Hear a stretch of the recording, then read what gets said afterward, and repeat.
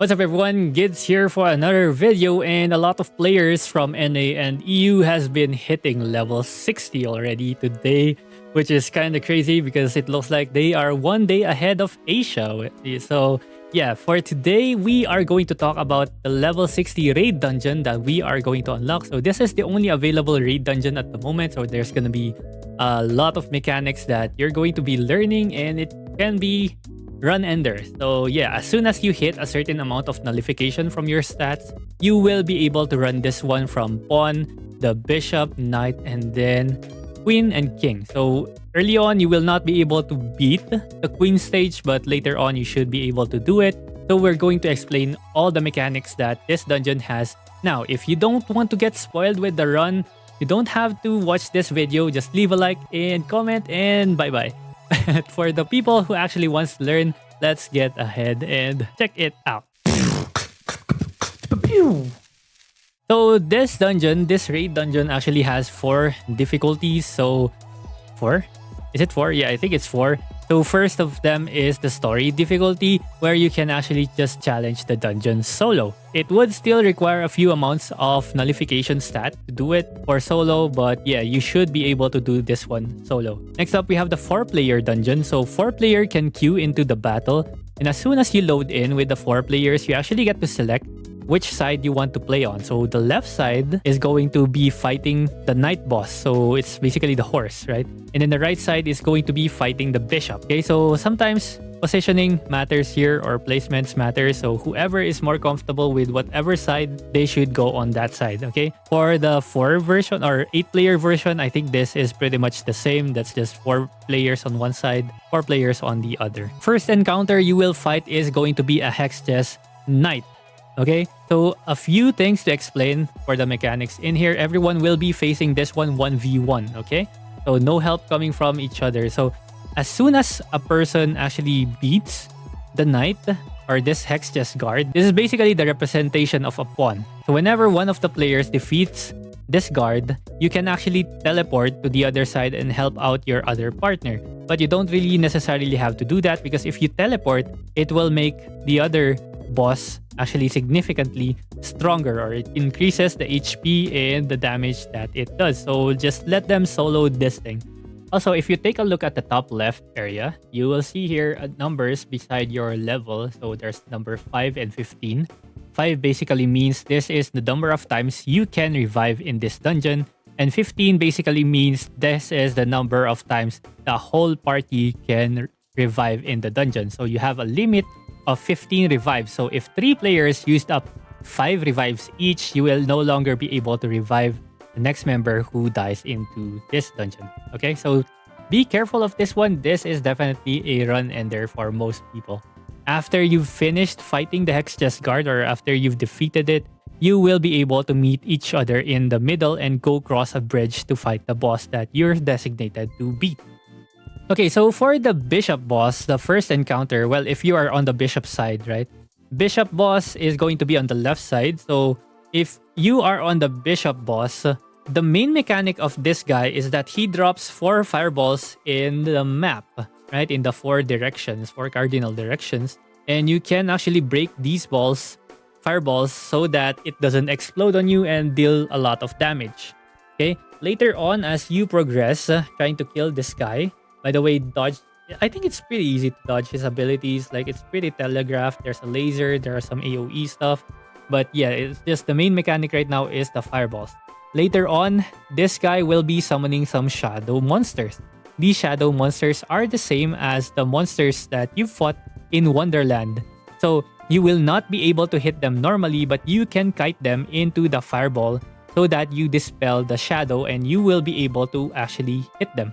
Okay, once you are able to hit them, then just kill them after kiting them. Okay, that's pretty much it for the interesting mechanic for this part. Like, it's not that hard to do, but you're going to have to do it for a while the fireballs are going to explode on you. So you might have to use a lot of potions on this one, but it should be pretty doable. Later on, the bishop will also be shooting lasers while you're still trying to kill the shadow monster. So you have to coordinate with your partner.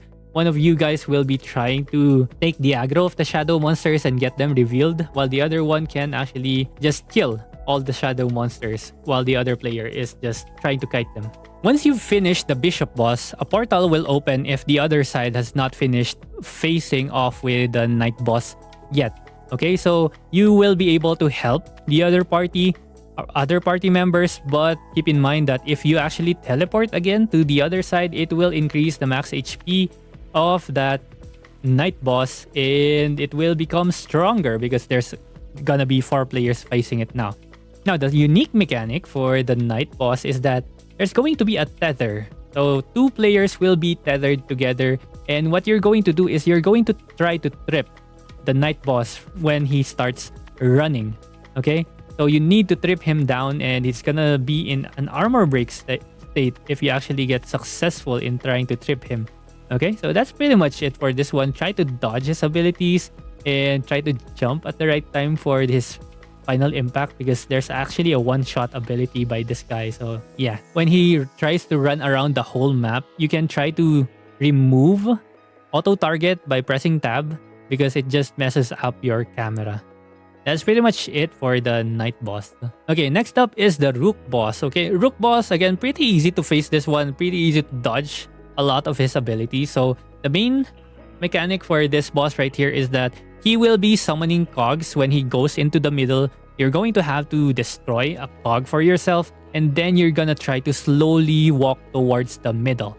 Okay, so if everyone is successfully able to walk into the middle area of the circle, you will be able to do an armor break on the boss, and you'll be able to freely do DPS on him. So this is like the main mechanic on how you can kill this boss so much faster. But yeah, this mechanic will show up a multiple number of times, and then later on in the later stages, he will actually start shooting lasers while you're trying to dodge all the mechanics and stuff.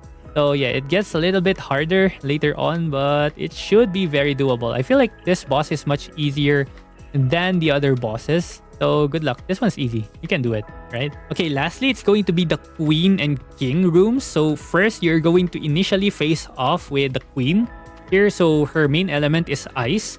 So there is a mechanic where she freezes all party members except for one. The player that is not frozen should try to kite the meteors. There's going to be meteors. You have to kite that into the players that are frozen to unfreeze them. Easy way to counter this is to just stick around during the first few seconds of fighting this boss, so that everyone's basically in the same general area and would only need one fireball to unfreeze everyone. It's very simple. That's all you do in here, and then try to damage or DPS the queen, and then the king will start fighting. Okay, there will be a cutscene. The king will come up and you will start fighting the king. The king is basically also easily dodgeable, has easily dodgeable abilities, but the queen will sometimes show up every now and then. There will be a mechanic later on where a person from your party will be transformed into a pawn, basically the guard. And the guard, what you're going to do is to try to beat all the other smaller mobs, and you're going to consume them, and you get promoted into a bishop, and then from the bishop to the queen, right? That's like what you're going to do, and yeah, that's pretty much it.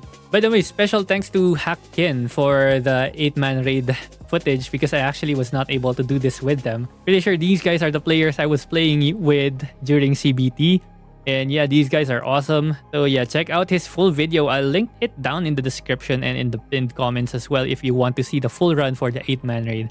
So yeah, that's pretty much it for all the mechanics in here. So it would be fun to actually figure out all the mechanics. But anyways, yeah, it should be okay. Like, figuring this one out should be easy enough, right?